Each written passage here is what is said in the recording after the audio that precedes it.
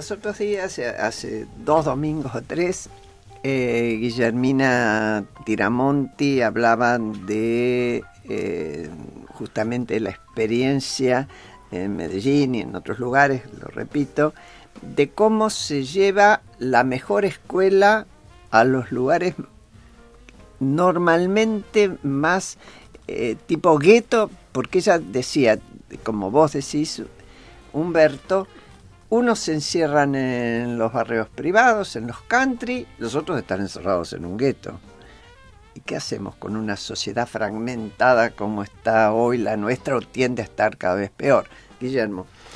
Sí, para abundar, porque también es un poco aburrido. La próxima vez te pregunto a vos primero. Estoy de acuerdo, no me molesta, pero digo, muchas cosas estoy de acuerdo con Tumini. Primero, yo coincido mucho con esta idea del problema cultural, además de otros. Los economistas tienen miedo a hablar muchas veces de lo cultural, y creo que hay que precisarlo, que se refiere a qué, no se refiere a leer libros o novelas, se refiere a hábitos, a valores que se plasman en instituciones. Entonces tienen una expresión concreta en lo social y en lo político. Yo creo que de alguna manera hay que actuar sobre los sectores más concentrados y sobre las clases medias también, porque si no, no alcanza. Y que entiendan que subsidiarlos a ellos es un despropósito, como viene haciendo este gobierno y como muchos venimos combatiendo desde hace mucho tiempo, porque da votos. Y que entiendan que sacarle subsidios, como se decía, no es necesariamente empeorar su situación, sino cambiar la composición de su consumo. Van a tener más seguridad, van a tener más integración, van a tener más infraestructura. Lo que yo me pregunto, y no tengo una respuesta clara, es sobre esto que vos decías de llevar las mejores cosas, la mejor salud, la mejor educación a los guetos. Posiblemente haya situaciones en las que no hay otra forma, pero a mí me hace ruido que de esa manera se consoliden los guetos. Entonces hay que pensar cómo, además de mejorar lo de los pobres, se avanza en la integración y en que todo el mundo vaya a las mismas escuelas, por ejemplo. Seguimos enseguida, después de una tanda. Graciela Fernández Mejide, en la 1110. Como el de la Estatua de la Libertad. Bueno, escuchamos el liberalismo cantado por Leo Maslia. Y acá, mientras tanto, se produjo una discusión de lo más interesante, que yo les pediría que nos la sinteticen, Guillermo, un poquito sobre, habíamos arrancado, si era bueno o no, una pregunta tuya, si era lo mejor llevar a los lugares más desangelados, más empobrecidos, las mejores escuelas, las bibliotecas y demás, como han hecho en Medellín. Si con eso alcanza o qué, o cuáles son las dudas que te presentan. Sí, no sé si es la mejor película, la mejor política, pero estoy seguro que con eso solo no alcanza, aun si eso fuera lo que hay que hacer primero. Porque empeorar la calidad de la escuela pública a la clase media es seguir dándole pasto a la educación privada. Y porque además configura dos culturas y dos sociedades partidas, con éticas diferentes, con valores distintos, y consolida una situación en la cual la construcción de un país, de una nación y de una república, a mi juicio, son imposibles. Entonces hay que pensar seguro en llevar educación de calidad, salud de calidad, pero al mismo tiempo hay que pensar, y yo no soy especialista, a lo mejor con reformas urbanas y con otras iniciativas, la forma de ir rompiendo ese muro como el que hay en Palestina e Israel, ese es lo que me vino ahora a la cabeza, porque los palestinos también reciben la peor educación, la peor salud, etcétera. hay que pensar cómo romper ese muro para construir un país. Fue Guillermo Rosenburger que nos está acompañando y Humberto Tumini que agrega, o completa, o discute. No, yo creo que es un problema sumamente complejo. Uh-huh. Nosotros tenemos una ventaja.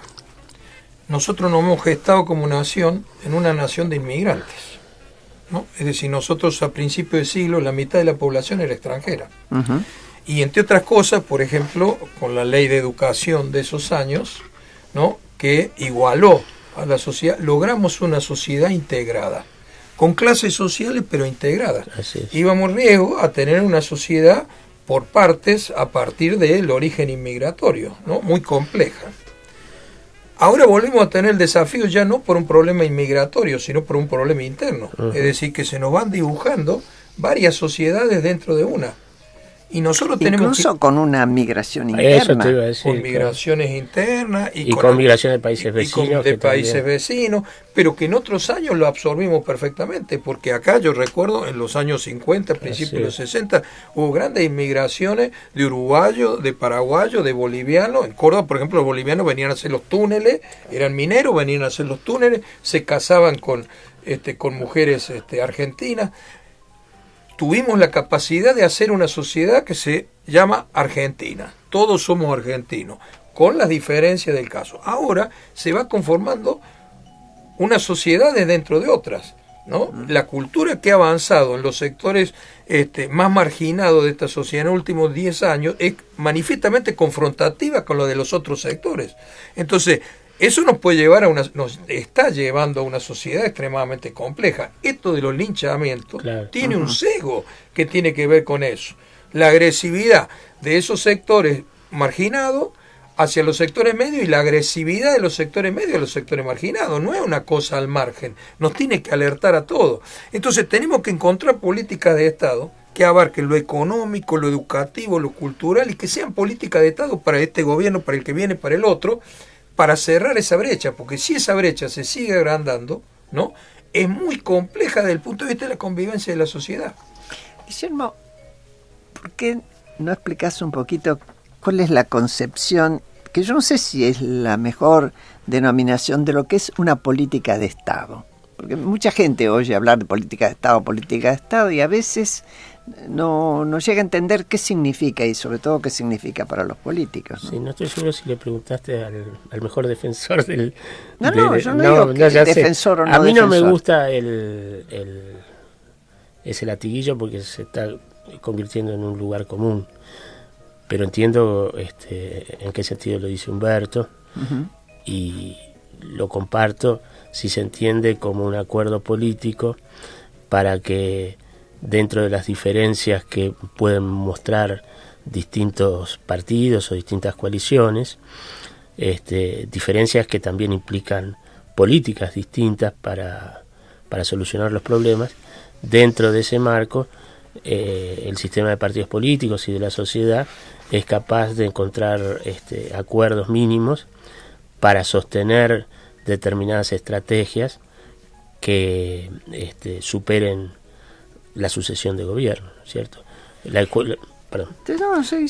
educación pública tiene que ser en ese sentido una política entre comillas de Estado, independientemente de que algunos propongan llevar las mejores escuelas, por decir una cosa, que estábamos charlando, a los lugares más pobres, o que otros propongan soluciones diferentes. Sí, yo creo que vos pusiste el dedo en la llaga en una cuestión, el tema de la educación. Yo tengo mi corazoncita muy puesto ahí, sobre todo porque una política de educación que empieza hoy, recién en 10 años empezás a tener resultados. Hay otras políticas donde uno lo puede ver más rápido los resultados, y eso necesita el compromiso de que sea el gobierno que sea, lo sigue, con ajustes, con tracking, como le dicen, con modificaciones, pero que se sigue un camino, ¿no es cierto? Hay casi una cosa previa a ese objetivo mayor, uh-huh, que es el de mantener la burocracia estatal, ¿no es cierto?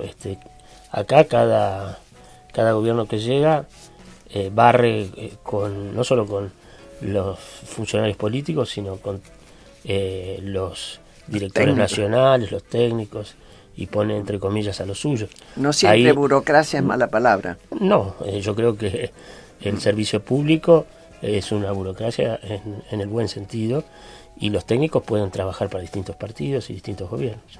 Bueno, ya seguimos.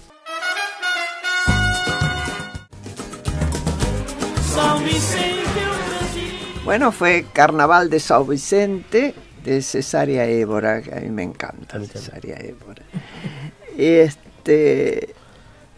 Y seguimos con Humberto Tumini y Guillermo Rosenbulser, y les propuse que ellos siguieran con una discusión que tuvieron en el medio, ambos muy interesante, sobre esto de qué significa compromisos para desarrollar determinadas cuestiones que las necesitamos sí o sí.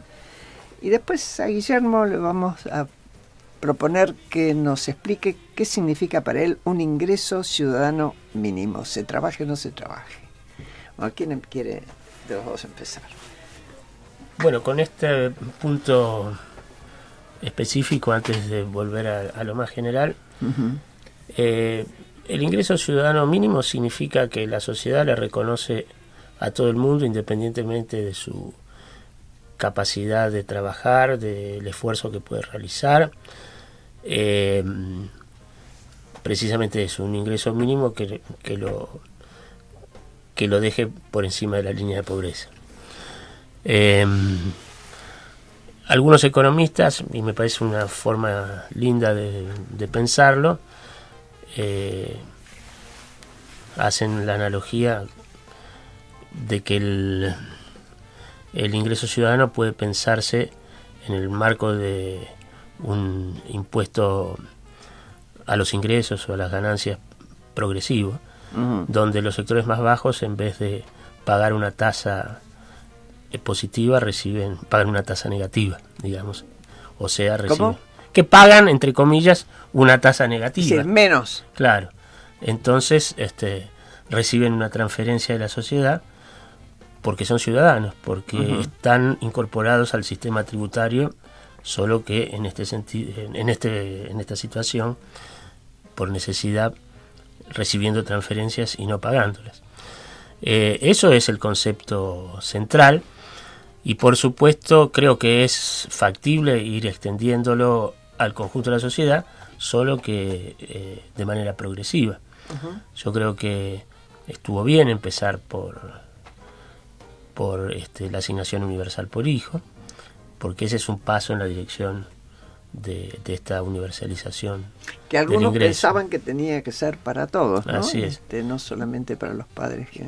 Claro, yo creo que tiene que haber un ingreso ciudadano mínimo ya para los, no me gusta decir pasivos, no sé, para ni tercera edad, pero para la gente que ya salió del mercado de trabajo y que no puede recibir porque no aportó o porque aportó lo mínimo y no alcanza un piso digno, y después progresivamente ir extendiéndolo a los que no tienen hijos, a los que son solteros, etcétera, preparando la estructura tributaria del Estado para contemplar ese derecho. ¿Qué opinás vos de eso? No, yo estoy de acuerdo. Humberto. Yo me recuerdo, a mí me quedó muy grabado, en los años 90 estuve varias veces en Suecia. Suecia es una sociedad capaz de contener al conjunto de su ciudadanía, dándole bienestar y creciendo, ¿no? Llamativo, o sea, ahí, digamos, no había pobres, y no era una sociedad tan rica, pero estaba bien distribuida la riqueza sin anular el crecimiento económico, que es el futuro, digamos, ¿no? Entonces, ahora, eso son políticas de Estado. Nosotros tenemos que, yo creo que la Argentina que se viene es una Argentina que probablemente va a tener una importante masa de recursos, ¿no? En parte por sus sectores más avanzados, como es el agro, y en parte porque si efectivamente en Vaca Muerta hay lo que se dice, cuidando el medio ambiente y cuidando de no destruir todo eso, probablemente hay una masa de recursos que bien invertidos nos permitan tener una sociedad mejor, bien invertido, no concentrado en una minoría, ¿no? Sino bien invertidos, generando trabajo, generando estructuras industriales con capacidad de exportar. Yo creo que vamos a una sociedad con esas posibilidades. Que la materialicemos o no depende de un acuerdo, con todos los conflictos del caso. Y uno de los acuerdos tiene que ser eso. ¿Un acuerdo entre quiénes? Un acuerdo de toda la sociedad y particularmente de los que tienen posibilidades reales de destinar recursos a eso, ¿no? Es decir, ¿por qué hablamos de política de Estado? Políticas de Estado son políticas que convienen a toda la sociedad, más allá de los matices que le dé la ideología en cada caso, en cada gobierno. Yo te mencionaba recién, por ejemplo, el tránsito de la ciudad de Buenos Aires y los subterráneos. Inexplicable que una ciudad que tuvo el primer subterráneo de Latinoamérica, uno de los primeros del mundo, ¿no?, se atiborre de auto 60, 70 años después porque no hubo una estrategia de construir subterráneo. Eso no tiene ideología. La ideología puede ser si te la maneja una empresa privada, la maneja el Estado, si se cobra más a algunos sectores, menos a otros. Eso es la ideología de la política. Pero tener subterráneo para que esta sociedad sea más vivible debió haber sido una política de Estado de hace por lo menos 30 años, porque todos sabíamos que se venía la sociedad del automóvil. Ya estaban en Europa y se iban a venir acá. Entonces, en ese sentido, yo creo que nosotros hay varios aspectos en la Argentina que se viene. La sociedad es muy conflictuada, muy en crisis, y los acuerdos de Estado son muy difíciles, la verdad. Ahora, en sociedades que no están en esa situación, y yo creo que la Argentina va camino a no estar por lo menos demasiado en esa situación, se pueden hacer políticas de Estado. Yo creo que esto del ingreso ciudadano, un piso de ingreso a toda la sociedad, es muy importante para tener una sociedad más homogénea, sin que te altere el crecimiento económico. Vos lo que estás diciendo es que las cosas a nosotros nos pasan, sin que nos pongamos un paso antes, digamos, yo quiero que me pasen de esta manera, porque cuando vos describís la avalancha de autos, para poner un ejemplo, nadie previó antes, o se tomó el trabajo de prever qué hacíamos con tanto auto, y al contrario se vio la venta del auto como algo que da trabajo y está bien, y que estimula el consumo, pero ¿qué hacemos con tanto auto ahora? Sí, como incluso algo a lo cual le queríamos dar acceso a los sectores que no tenían auto. Exacto. Porque no podía ser que hubiera unos pocos que tuvieran Audi y otros que no tuvieran ni un fitito, ¿no?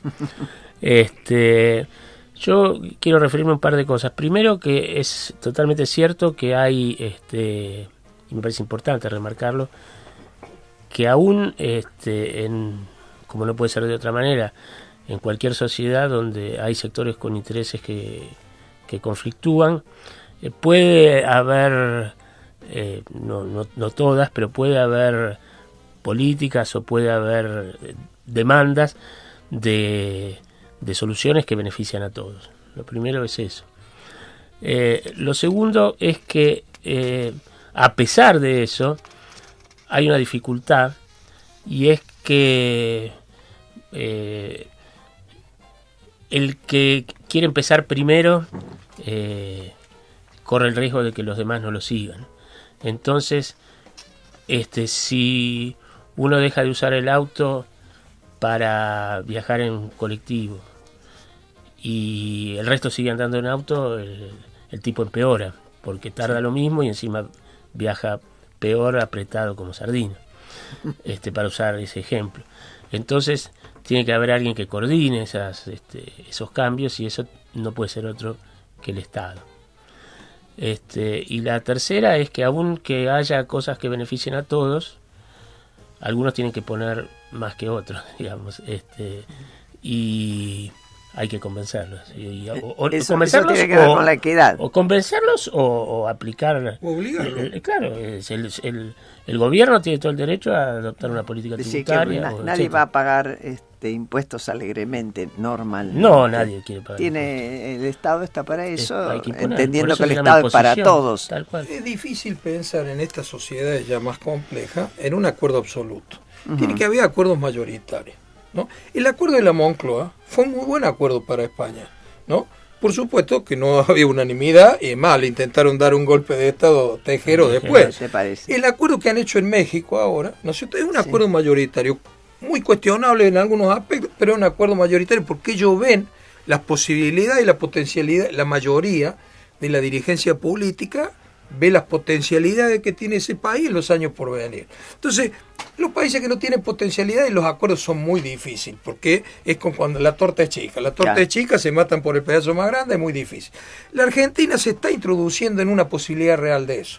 Si nosotros hacemos un acuerdo mayoritario, y como dice él, a los que no están de acuerdo, o lo convence o lo disciplina, porque bueno, estos son sociedades, ¿no? Entonces, bueno, esto es así, no se puede tener unanimidad, ¿no es cierto? Las posibilidades reales de la Argentina de salir adelante existen. Ahora hay que elegir 4 o 5 cuestiones que sean determinantes. Lo demás está la disputa política de intereses y todo lo demás. Esto es así. Y el que se gane la mayoría de la sociedad para su idea gobernará, y el otro cuestionará desde abajo y tirar alguna piedra, porque este es Argentina, esto no es Suecia. Yo creo que esto es música para algunos oídos, el tuyo, Guillermo, y el mío. Ambos en el Club Político Argentino estamos propiciando esos grandes acuerdos. Creemos que es una posibilidad en serio, y ustedes lo transmitieron con mucho interés y con mucho entusiasmo, de construir una sociedad donde la mayor cantidad de individuos, así de simple, pueda llevar adelante una vida decente, lo cual implica un desafío para todos, y el mayor desafío, concuerdo absolutamente, es que nos pongamos de acuerdo. Y me parece que, visto que nos vamos preparando ya a elecciones el próximo año, desde toda la sociedad hay que exigir que nos dejen participar, y sobre todo la clase política, que termine haciendo las alianzas electorales que haga, según las conveniencias, tome estos grandes acuerdos que ustedes también describieron acá en este tema. Yo les agradezco muchísimo que hayan estado con nosotros, a vos, Guillermo, a vos, Humberto, y a la gente que nos está escuchando. Me despido de ustedes hasta el próximo domingo a las 14, en la 11:10, en este programa que se llama ¿Por qué? Y les sugiero que se queden escuchando La Vuelta al Dial en 80 Mundos. Bluebirds fly